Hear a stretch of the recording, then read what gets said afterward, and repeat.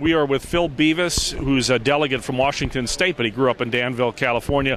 Phil, what was your reaction to Sarah Palin's speech, and how do you feel about it? You know, it was one of the most amazing nights of my life. She reminded me so much of my mom and my sister, and just in the way in her career, when she's encountered less qualified men that have tried to hold her back, she's just never given up and kept moving.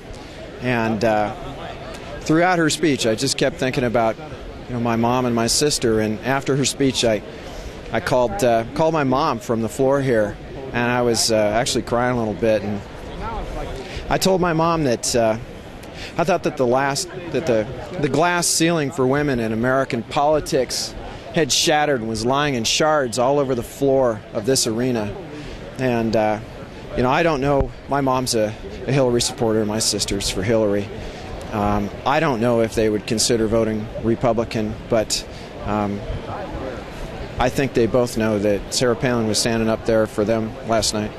A lot of people, of course, going into the speech were somewhat skeptical. She's only had 2 years' experience as a governor, was a small-town mayor, was a town council member. Beyond that, not a great deal of political experience. Do you think she addressed that and, helped people make up their minds about whether that was an issue or not last night?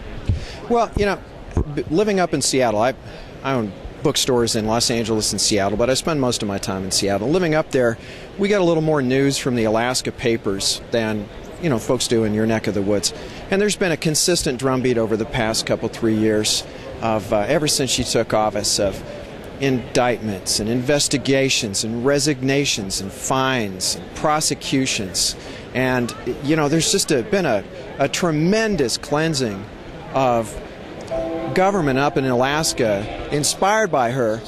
And John McCain for the last 20-odd years has been trying to clean up Washington with varying degrees of success. I mean, some of the things he's attempted, like campaign finance reform and fighting earmarks, some of them have worked and some of them haven't, but he's tried.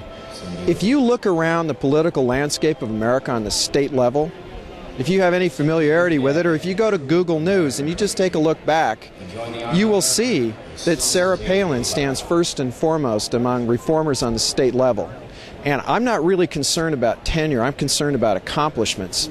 If folks who watched her speech last night listened, the fundamental reason she got started was to reform government in this little teeny town where the folks running things were doing so for their own benefit and not for the benefit of the taxpayers and people that needed the services. And she was able to increase services and cut taxes, which shows just how fat things were. And when she became governor, the same thing happened. The oil companies were getting a sweet deal on that extraction tax. Sweet deal. And they had some real good friends in government. And, one by one, she's gone after them, and things aren't perfect, but they're a whole heck of a lot better. And I think that by picking her, John McCain has made it clear, and I think he's going to make it clear tonight, that he is going to go after that same culture that exists irrespective of party, irrespective of whether Democrats or Republicans are in power in Washington. These folks in their fancy suits and their big cigars and their sense of entitlement at the expense of the taxpayers, which has just been wrecking this country. I think he's made it very clear that he is going to be looking specifically at them and little rocks they hide under. And I think that she's going to start turning them over in D.C. in the same way that she did in Alaska. I am so thrilled. And I pity